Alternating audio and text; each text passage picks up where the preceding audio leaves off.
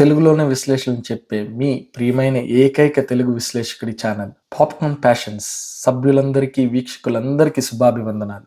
మీరు నన్ను క్షమించాలి. నేను అమరన్ చిత్రం చూసి దాదాపు 1.5 వారం అవుతుంది. కానీ నా ఆరోగ్యం బాగుండకపోవడం వల్ల ఈ విశ్లేషణ రికార్డ్ చేయడం చాలా ఆలస్యం అవుతుంది. విశ్లేషణ ఎప్పుడో రాసుకున్నాను, కానీ రికార్డింగ్ మాత్రం ఇప్పుడే చేస్తున్నాను. విశ్లేషణలోకి వెళ్లే ముందు ఒక చిన్న విషయం. నేను ఇలా విశ్లేషణ పూర్తిగా తెలుగులోనే చెప్తుంటే ఈ తరం వీక్షకులకి అర్థం కాదు, ఎక్కువ వీక్షణలు రావు, మాకే అర్థం కావట్లేదురా అని నా స్నేహితులే కొంతమంది అర్థం కాకుండానే చూస్తున్నారు.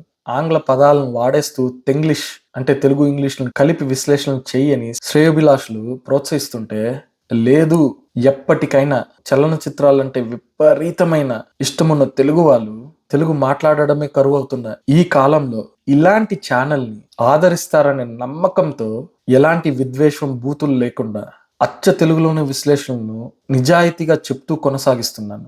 మీరేమంటారు? సరే, ఒక చిన్న పందెం వేసుకుందామా? చిన్న పందెమే. ఈ మధ్య విడుదలైన తెలుగు చిత్రాలన్నీ చూడండి. లక్కీ భాస్కర్, అంతెందుకు అమరన్, రాబోతున్న చిత్రాల టీజర్ ట్రైలర్ అంటే Pushpa trailer, game changer teaser, ఇలా వాటి విశ్లేషణలు మీకు నచ్చి మెచ్చిన తెలుగు సమీక్షకుల సమీక్షను విశ్లేషణలు చూడండి.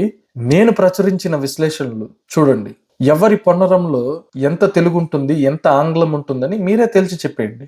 ఇది చిన్న సవాలే, మీరే తేల్చి చెప్పేయండి. ఇక విశ్లేషణలోకి వెళ్తే, దీపావళికి వచ్చిన చిత్రాల్లో 3వదిగా చూసింది అమరన్.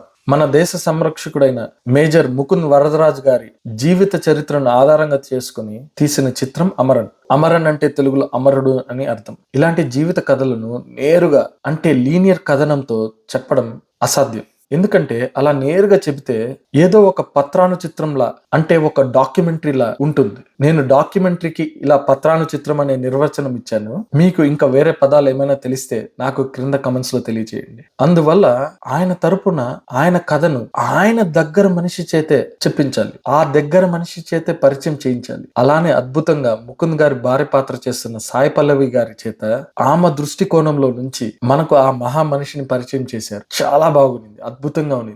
అలా మనల్ని ఆ సైనిక శిబిరానికి తీసుకెళ్లి అక్కడ ఆయన్ని ఆవిష్కరించారు. ఆ వెంటనే ఉద్రిక్త కలిగేలా ఒక దాడి, మన సైనికులు చేసే ప్రతి దాడి, పోరాటం అంతా రోమాలు నిక్కబొడుచుకునేలా ఉంటుంది. ఇలా మొదటి సన్నివేశంతో అనిపించేసరికి ఈ చిత్రం మొత్తం సరైన నాడిలో సాగుతుందని తేలిపోతుంది. ఆ తర్వాత మనకు ఆయన కళాశాల విద్యార్థిగా ఎంత బాధ్యతగా ఉండేవారని చూపించి ఆయన ప్రేమ కథను ఎంతో హృదయంగా చూపించారు. ఇక తన పాత్రలో సాయి పల్లవి గారు తీసుకొచ్చిన నిజాయితీతో ఆమె నటనతో మొత్తం ప్రేక్షకుల్ని బంధించేశారు. ఆ ప్రేమ కథ ఎంత గొప్పగా ఉందంటే ఏకంగా ఒక మణిరత్నం చిత్రం చూస్తున్నట్లు అనిపించింది. ముఖ్యంగా సఖీ చిత్రంలా అనిపించింది నాకైతే. ముకుంద్ గారి కుటుంబాన్ని చూపించిన విధానం ఎంతో హృదయంగా అనిపించింది. ముఖ్యంగా ఆయనకి వారి అమ్మగారితో ఉన్న అనుబంధం, ఇతర మతస్థురాలైన అమ్మాయిని ఇంటికి తీసుకొచ్చినప్పుడు జరిగిన సంభాషణలు, సన్నివేశాలు మనకు చిరునవ్వులు తీసుకొస్తుంది. అంతేకాకుండా ప్రేమ కథా చిత్రాల్లో ఉండే సంఘర్షణ వీరి ప్రేమ కథలో పొందుపరచకుండానే ఉంది. ఒక మంచి ప్రేమ కథకు కావాల్సినంత నాటకీయత అంతా వారి ప్రేమ కథలో ఉంది. అలానే ఈ చిత్రంలో అప్పుడప్పుడు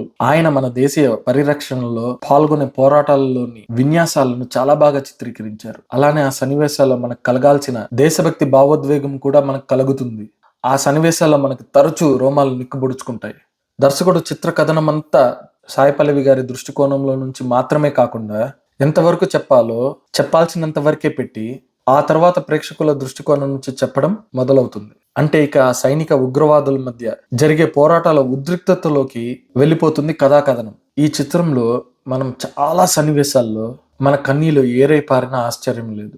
పుట్టిన తన బిడ్డను కూడా కలిసేందుకు సమయం లేకుండా ఉంటుంది. కేవలం తన బిడ్డను, తన పాపను ఎప్పుడు ఐప్యాడ్ లోనే, వీడియో కాల్స్ లోనే ఎక్కువగా చూసింది. ఒక తండ్రిగా నేను ఆ సన్నివేశాలు చూసినప్పుడు తట్టుకోలేకపోయాను. పాప తన నాన్నను మళ్ళీ ఎప్పుడు కలవచ్చు అన్నప్పుడల్లా మనసు కృంగిపోతుంది. నేను నా బిడ్డను వదిలి ఒక్క క్షణం ఉండలేను కాబట్టే అలానే చాలా మంది తల్లిదండ్రులకు కూడా ఈ భావోద్వేగం ఎక్కువగా కదిలిస్తుంది. అలానే ఎప్పుడైతే మేజర్ ముకుంద్ వరదరాజన్ గారి వీరమరణం వార్త తన భార్య పాత్ర చేస్తున్న సాయి పల్లవి గారికి తెలిసి తన ముందు నమ్మకుండా తర్వాత నిజమని నిర్ధారణ చేసుకున్నప్పుడు తను చేసిన నటన అద్భుతం. తనకు తన్నుకొస్తున్న బాధతో ఏడవాలనిపించిన తన భర్త అడిగిన విధంగా ఏడవకూడదని తన బాధను దిగమింగుతూ ఏడుపును ఆపుకుంటూ చేసిన నటన తనని మహానటుల జాబితాలో చేర్చేసింది. మన మనసు కృంగిపోతుంది, తట్టుకోలేకపోతాం. సాయి పల్లవి గారితో మనం కూడా ఏడుస్తూనే ఉంటాం. ఆ సన్నివేశంలో కళ్ళు చెమర్చని మనిషి ఉండడు. నేను వ్రాసేటప్పుడు, ఇప్పుడు మాట్లాడుతున్నప్పుడు కూడా నా కళ్ళు చెమర్చకుండా ఉండలేకపోయాను. గొప్ప చిత్రం అండి. గొప్ప మనిషి, గొప్ప జీవితం, గొప్ప చిత్రం, అంతే. కానీ నన్ను ఈ చిత్రంలో ఒక విషయం చాలా బాగా కదిలించింది. ఆర్మ్ ఫోర్సెస్ లో ఉన్న వారి అందరికీ ఒక శాశ్వత ఇల్లును ప్రభుత్వమే ఇవ్వాలని నా ఆలోచన. ఈ చిత్రంలో తను ఎలా ఈఎంఐ కట్టాలని తన భార్యతో మాట్లాడుతుంటే నా కళ్ళల్లో నీళ్లు తిరిగింది. దేశం కోసం ప్రాణాలను తెగించి పోరాడే వాళ్ళకి వారి కుటుంబానికి ఒక ఇల్లు కూడా లేకపోవడం చాలా బాధాకరం. మీరు ఈ విషయం పట్ల ఏమనుకుంటున్నారో నాకు కింద కమెంట్స్ లో తెలియచేయండి. ఈ చిత్రంలో లోపాలు లేవా అంటే ఏం లేదు, కానీ నాకెందుకో ఇంకా ఆయన గురించి పూర్తిగా తెలియలేదు, ఇంకా తెలుసుకోవాలి అని అనిపించింది. శివకార్తికేయన్ గారు పాత్రలో జీవించిన ఆయన గురించి ఇంకా పూర్తిగా తెలుసుకోలేకపోయామే అని అనిపించింది. ఆయన దేశీయ సంరక్షణకు ఎంతలా కట్టుబడి ఎంతటి దేశభక్తుడో అని తెలియచేశారు. అది చాలా గొప్పగా ఉన్నింది. అలానే ఇంకా ఆయన గురించి తెలుసుకోవాలన్న ఆసక్తిని కూడా కలిగించారు. అలా కలిగించడం వల్ల ఏమో తెలియదు, కానీ నాకు ఒక పరిపూర్ణత కలగలేదు. అలా కలిగించడం ఈ చిత్ర దర్శకుడి విజయం. రాజ్ కుమార్ పెరియస్వామి గారికి ఇది 2వ చిత్రం. దేశభక్తి చిత్రంతో, ఒక వీరుడి జీవన కథతో దేశం అలానే ఆర్మ్ ఫోర్సెస్ పట్ల యువతి యువకులకు కల్పించాల్సిన గౌరవం, దేశభక్తి కలిగేలా చేశారు. తన ఘన విజయం అక్కడే. ఇక ప్రపంచవ్యాప్తంగా ప్రేక్షకులు తండోపతండాలుగా ఈ చిత్రాన్ని ఆదరిస్తున్నారు. ఈ పాటికి ఏకంగా 300 కోట్ల వసూళ్లను రాబెట్టింది. దీపావళికి వచ్చిన 2వ చిత్రానికి నేపథ్య సంగీతం అద్భుతంగా అందించిన జీవి ప్రకాష్ గారు. అసలు కావాల్సిన చోట తను సందర్భానుచితంగా ఇచ్చిన సంగీతం మన భావోద్వేగాన్ని రెట్టింపు చేస్తుంది. జీవి గారు చేసేవి కొన్ని చిత్రాలైనా ఆయన సంగీతం మాత్రం ఏ అంతర్జాతీయ స్థాయి కన్నా తక్కువ కాదు. ఛాయాగ్రహణం కూడా చాలా బాగుంది. ముఖ్యంగా సైనిక పోరాట సన్నివేశాల్లో మామూలుగా మనకి ఎవరు కాలుస్తున్నారు, ఎవరు ఎక్కడ ఉన్నారని తేటతలంగా చూపించడం అరుదు. ఏదో హడావిడిగా గందరగోళంగా ఉంటుంది. కానీ ఇక్కడ ఉదయమైనా రాత్రి అయినా మనకు ఎక్కడ ఏమి జరుగుతుందని మనకు ఉత్కంఠం కలిగేలా సైనికుల కదలికలను చూపించారు. వారి హావభావాలను కూడా మనల్ని కదిలించేలా చూపించి చేయగలిగారు. వెతికితే తెలిసింది ఈ ఛాయాగ్రాహకుడి పేరు సిహెచ్ సాయి గారు. ఆయన గురించి నాకు తెలిసింది చాలా తక్కువే. ఇలాంటి పోరులున్న సన్నివేశాలని ఎడిటింగ్ చేయడం కూడా చాలా కష్టం. ట్రాన్సిషన్స్ మనకు హఠాత్తుగా కాకుండా చాలా సజావుగా ఉండేలా చేశారు. సాంకేతికంగా ఒక దేశ సంరక్షక సైనికుడు మేజర్ ముకుంద్ వరదరాజన్ గారి కథకు ఎలాంటి లోటు లేకుండా నిర్మాణ విలువలు బాగున్నాయి. అందుకు గాను అగ్రతాంబూలం కమల్ హాసన్ గారికే ఇవ్వాలి. ఆయన నిర్మాణంలో ఆయన ఇంకా కథానాయకుడిగా చేస్తుండగానే మరో యువ కథానాయకుడికి అవకాశం ఇస్తూ నిర్మాణంలో ఎక్కడా రాజీ పడకుండా చేశారు.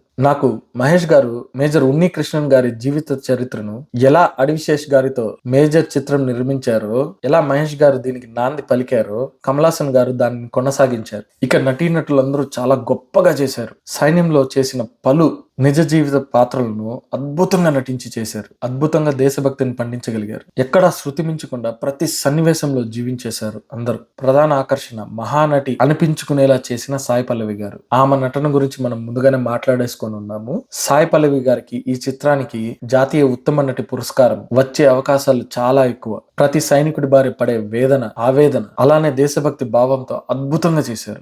ఇంతకు ముందు తను విరాట పర్వం చిత్ర విడుదలప్పుడు ఇచ్చిన ముఖాముఖిలో తన దేశ సైన్యం మీద చేసిన వ్యాఖ్యానాల విద్వేషపు భావజాలం తాలూకు ప్రభావం ఎక్కడా ఈ చిత్రంలో చూపించలేదు. ఆమె ఈ చిత్రంలో నటించిన తర్వాత మన సైన్యం పట్ల తనకున్న విద్వేషపు భావజాలంలో మార్పు ఉంటుందని గట్టిగా నమ్ముతున్నాను. ఇక ప్రధాన పాత్రధారి మేజర్ ముకుంద్ వరదరాజన్ గారి తెర మీద జీవిత కథలోని కథానాయకుడు శివకార్తికేయన్ గారు. మొత్తం విశ్వమంతా ఆయన్ను తమిళ చలనచిత్ర రంగాన్ని ముందుకు తీసుకెళ్లే వారిగా నియమించాలని కంకణం కట్టుకున్నట్టున్నారు. విజయ్ గారు వెళ్ళిపోవడం ఏంటి, వెళ్ళిపోతూ తుపాకీ ఈయన చేతికి ఇవ్వడం ఏంటి, ఆ వెంటనే ఇంతటి గొప్ప చిత్రం రావటం ఏంటి, అది కమల్ హాసన్ గారు నిర్మించడం ఏంటి, తమిళంలో మాత్రమే కాకుండా ఇప్పుడు తెలుగులో కూడా అద్భుతంగా ఆడడం ఏంటి, ఇదంతా ఒకేసారి జరగడంతో మొత్తం ప్రకృతి అంతా ఒక్కటై శివకార్తికేయన్ గారిని తమిళ చిత్ర పరిశ్రమలో ఉచ్చ స్థితికి తీసుకెళ్లింది. ఆయన ఖచ్చితంగా శుక్ర మహాదశలో ఉన్నట్లు తెలుస్తుంది. ఆయన చిత్రంలో నటించలేదు, జీవించారు. పాత్రలో కావాల్సిన ఉద్రేకం,